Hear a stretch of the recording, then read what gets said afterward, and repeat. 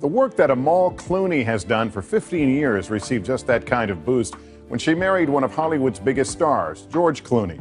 Called me up and he said, "There's a girl coming to your house that you're going to marry." And I was like, "You're an idiot." George Clooney was the man everyone in Hollywood swore would never settle down. For years, he was the suave bachelor with the perfect smile, the kind of man who seemed like he was made to stay single forever. He even joked about it himself, and straight up said marriage just wasn't for him. But here's where it gets interesting. I met him and I thought, I'm so glad that there's someone like him in the world. I didn't necessarily imagine that I would get to spend my life with him or that we would have this incredible family. Yeah. Despite saying he didn't want a family, something shifted, and it changed everything. So here's how George Clooney's final interview confirms what we all suspected. George and Amal's seemingly unbreakable bond. The purpose of your life is now not you. It's very odd. Yeah. And I have to say, before I had the twins, I felt that about her. Before all that, George's dating history was like a Hollywood highlight reel. From Italian actress Elisabetta Canalis to model Lisa Snowden, and even former wrestler-turned-actress Stacy Keibler, Clooney was never short on high-profile romances. His relationship with Stacy Keibler, in particular, had fans thinking maybe he was finally ready to settle. This is because they were together for nearly 2 years, looked stunning on every red carpet, and seemed genuinely happy. But eventually, it fizzled out, allegedly because their life plans didn't align. So the question started lingering in the air. Was Clooney just destined to fly solo forever? Well, in 2013, another character entered the scene.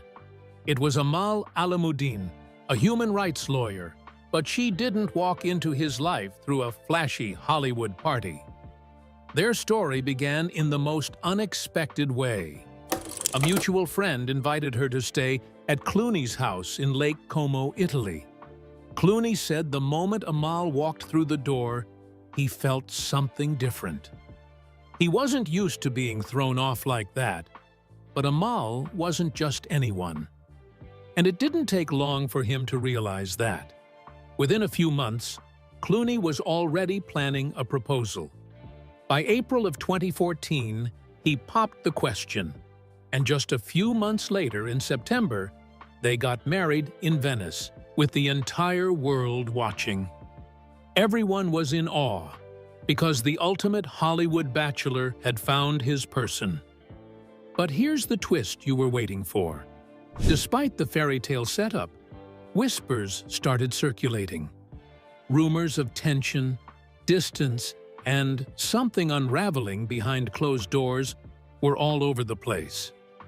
Amal and George seemed picture-perfect on the outside, but sources began hinting that not everything was as flawless as it appeared. So, what happened? That's the part people are scrambling to understand. Some insiders say it wasn't one dramatic incident, but rather a slow buildup of disconnection. Others point fingers at their demanding schedules. Clooney juggling films and humanitarian projects. Amal deeply committed to her legal work. It left very little room for stillness. And then there's the matter of their twins. They welcomed twins in 2017, a milestone that many believed would solidify their bond even more. And for a while, it looked like it did. But as time went on, juggling parenthood alongside global careers reportedly added more pressure. Some claim they began living almost separate lives, orbiting around each other, but rarely intersecting. They had to spend long periods apart and miss important milestones, and a sense of emotional distance crept in. And then came the rumors of a possible separation, so here we are. Is Amal really preparing to file for divorce from George Clooney? Nothing has been officially confirmed, but the signs are hard to ignore. And if it's true, It would mark the end of what many believed was one of Hollywood's most surprising yet powerful love stories. But before we figure out the answers, let's look back at George's life. How George Clooney grew. We're very proud of the fact that we're able to participate in what all these brave people are doing. Have you met my wife? Oh, I said Thierry Bell. Hi. Sorry. Beautiful tonight. Oh, thank you so much. So you chose mine? I told her I chose your dress for you. It's always the way. Yeah. George Clooney's life began on May 6, 1961, in Lexington, Kentucky. Born into a family already familiar with the spotlight, George was surrounded by storytellers and performers. His mother, Nina Bruce, had been a beauty queen and city councilwoman, while his father, Nick Clooney, worked as a television host and anchorman, including a 5-year stint on American movie classics. But the story gets even more intriguing when you dig deeper into George's roots. He shares ancestry with President Abraham Lincoln. His maternal fourth great-grandmother was the half-sister of Lincoln's mother, making George and Honest Abe distant cousins. He was raised Roman Catholic and moved frequently as a child, attending a mix of Catholic and public schools across Kentucky and Ohio. Around 7th grade, a major setback hit. George developed Bell's palsy, temporarily paralyzing half his face. Though the condition faded within a year, it left a lasting impact. George would later reflect that the experience taught him how to laugh at himself, something he'd rely on heavily in Hollywood. By high school, George was back on his feet. He earned top grades and played both basketball and baseball, even trying out for the Cincinnati Reds in 1977. Though he didn't make the cut, the audition gave him a taste of what it meant to chase a dream. He briefly studied broadcast journalism in college but left before finishing. In between gigs, he sold shoes, insurance, and even cut tobacco. George's first step into acting came in 1978 as an extra in the miniseries Centennial. He then picked up small television roles throughout the 80s, from The Facts of Life to The Golden Girls and Roseanne. By the early 90s, he was booking steady work. But it was one particular role that changed everything. In 1994, George was cast as Dr. Doug Ross on the National Broadcasting Company's ER. The medical drama became a television sensation, and George's performance earned him Emmy and Golden Globe nominations. For 5 seasons, he played the charming pediatrician, balancing on-screen intensity with real-world magnetism. But George was never one to stay comfortable. He was already looking at the big screen. He made his first major film appearance in From Dusk Till Dawn, followed by One Fine Day and The Peacemaker. 2000 marked a major turning point. That year, he starred in The Perfect Storm and Oh Brother, Where Art Thou?, the latter earning him a Golden Globe nomination and comparisons to Clark Gable.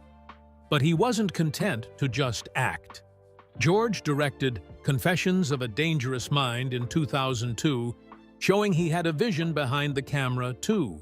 Then came Syriana in 2005, which earned him his first Oscar, and Good Night and Good Luck, which earned him nominations for Best Director and Best Original Screenplay.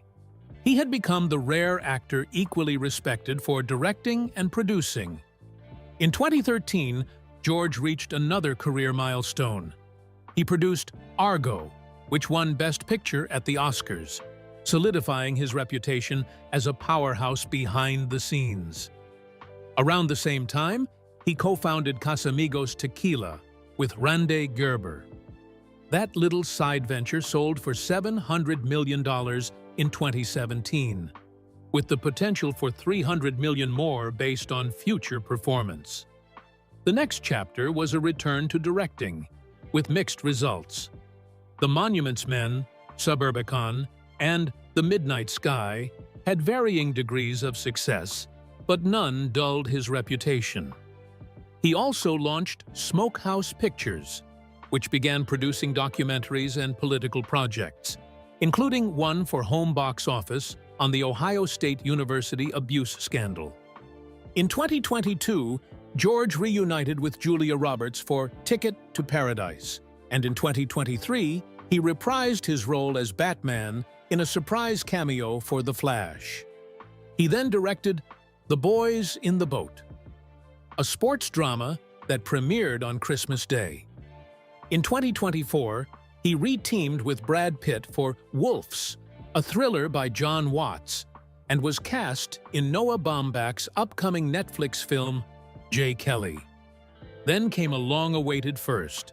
In 2025, George Clooney made his Broadway debut in Good Night and Good Luck, portraying Edward R. Murrow, the same role he helped immortalize on screen years earlier. Critics praised his stage presence, calling it sincere, witty, and grounded. But what about his personal life? This might come as a surprise, but George Clooney's famous love story with Amal wasn't his first walk down the aisle. Past experiences. But were you taken with him too?